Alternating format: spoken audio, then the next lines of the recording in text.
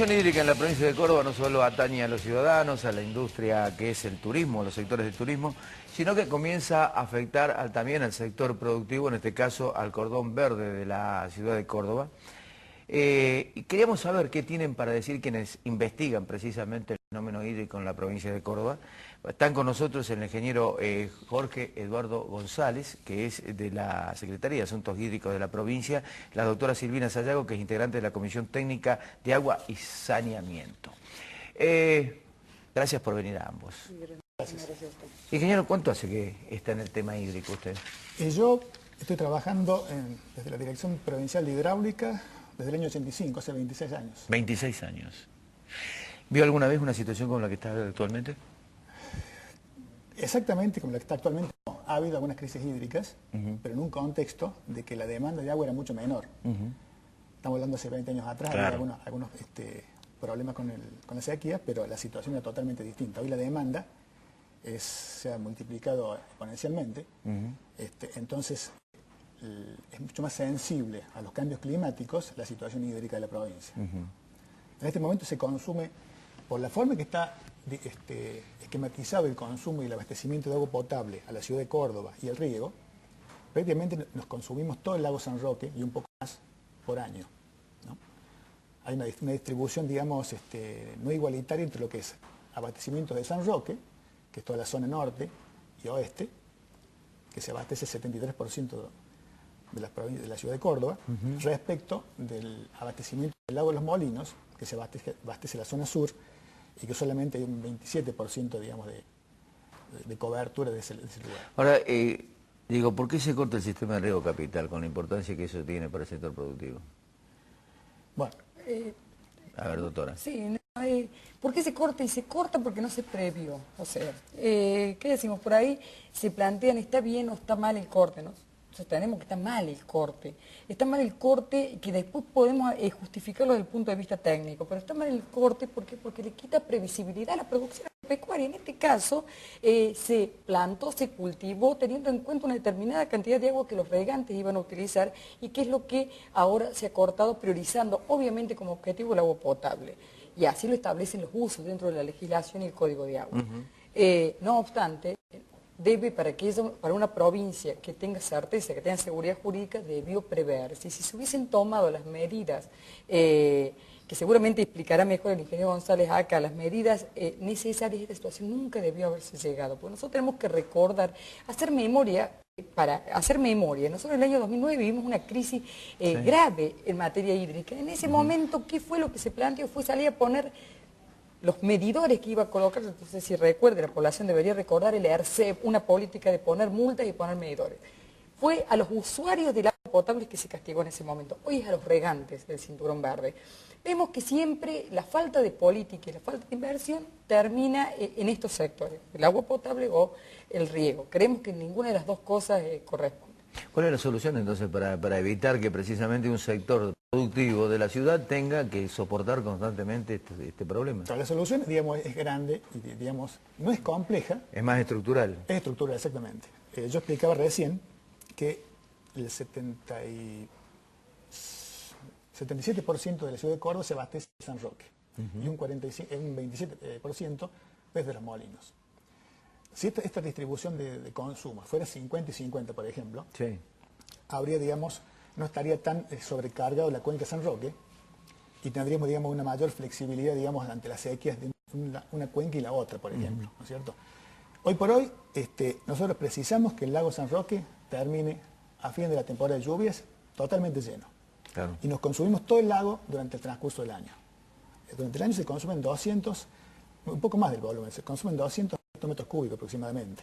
Entre lo que es agua potable, que estamos hablando entre 115 y 120 hectómetros cúbicos, y lo que es riego y caudal ecológico, ¿no? Pero la doctora decía, hace falta inversiones. ¿Qué inversiones hacen falta precisamente para eso? Para poder hacer una distribución de agua, de modo que, por ejemplo, 50% de la ciudad se abasteciera desde el sur y 50% desde el norte, la primera inversión es, digamos, reparar el canal Molinos Córdoba, ¿no?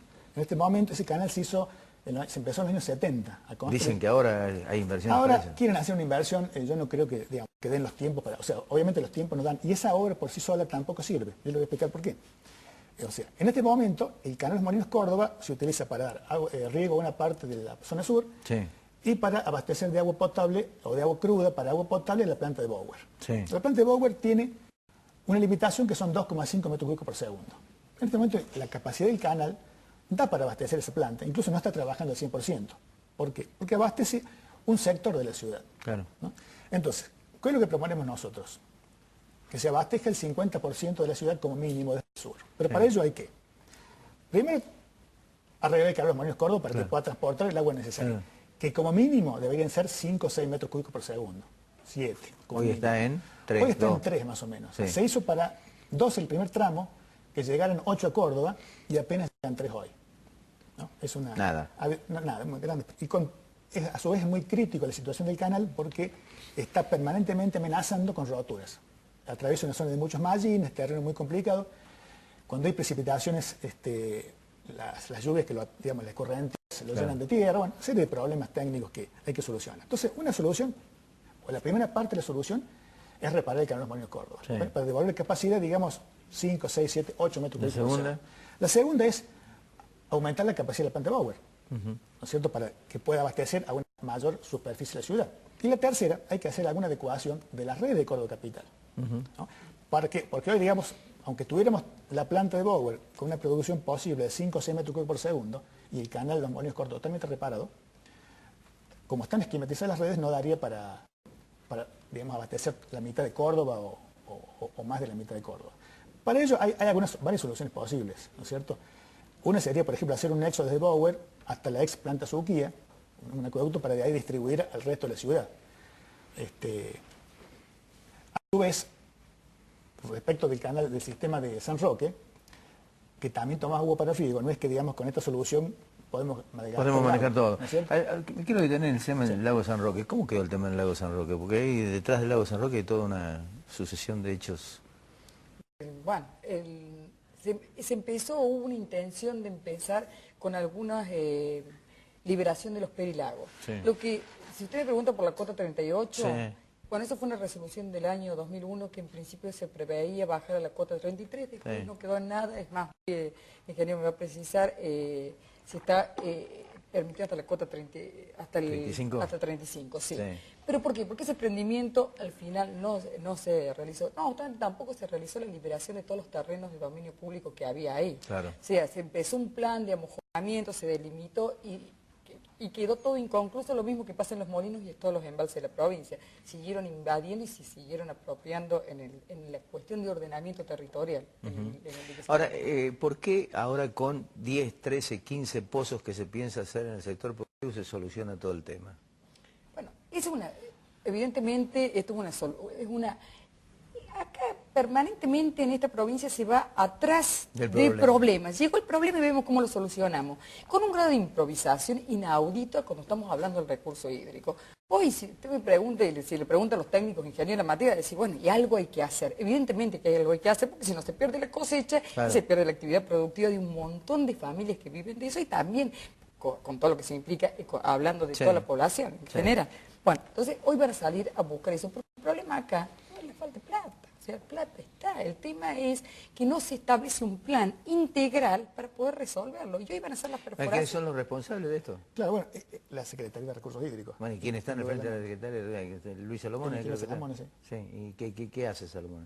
Y no solamente Giro Salamone, la persona que está a cargo de riego, Sí. la persona el señor Alfredo Diriar, Sí. que es una persona que está imputada por falsedad ideológica. Ajá. Y falsificación de documento público en la causa contra el anfibio. ¿Es no el que ganó el concurso? Exactamente, esa persona. Bueno, si bien ganó el concurso, también hay que decir que jamás salieron los decretos ni de ese señor, ni los decretos que nosotros impugnamos en la Secretaría de Recursos Hídricos. Es decir, que hoy esa gente no tiene los cargos. Hoy están ahí, siguen estando, pero no tienen cargos. ¿Cuál es la idoneidad que tiene esta gente? Para mí ninguna. O sea, ahora es difícil expresar la idoneidad. O sea, de hecho que lo que se está haciendo, Sí. de hecho que no se ha hecho nada, digamos, para cambiar la situación actual, digamos, de la criticidad del abastecimiento de agua Para potable. decir nomás alguna cuestión, Diriar, se ve que no es ingeniero, no es profesional, no está, ya estuvo estuvo, cuando se produjo, no solamente el catamarán, sino cuando se secó el dique Pichana. Nosotros tenemos que recordar que hace 2 semanas, 3 semanas estábamos con el mismo conflicto en el dique Pichana y también estábamos en el mismo conflicto con los regantes de Cruz del Eje, toda la zona de Cruz del Eje y los Chañaritos, o sea que el problema de riego hoy es el cinturón verde, pero fue todos los otros embalses de la provincia, incluso Villa Dolores es un problema grave por una obra que está ahí que no se termina nunca de culminar. Entonces, este es un problema mucho más grande. Acá hay una falta de planificación, una falta de decisión política de invertir donde realmente hay que invertir, porque yo les puedo asegurar que, y le podemos alcanzar, que resoluciones con obra de contratación directa para provisión de agua, ya sea potable, ya sea de riego, ya sea limpieza de canales, hay innumerables. ¿Quién le devuelve lo perdido a la gente del Cordón Verde de Córdoba o a la gente de Cruz del Eje o los sectores productivos? Y respecto a lo que decía las perforaciones, o sea, con 10 perforaciones, primero que no vas a extraer la cantidad de agua que se aportaba con el canal, digamos, Maestro Norte, primer punto. Segundo, extraer agua de las perforaciones tiene un costo de energía eléctrica, o sea, no es gratis, digamos, el agua el otro se vierte por gravedad. El sistema de distribución es distinto.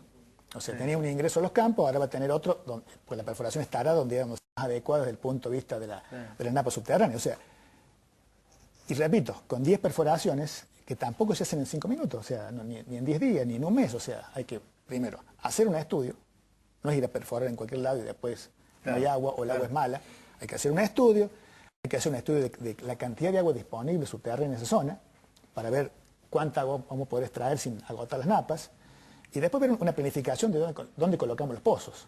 Bueno, ¿eso existe hoy?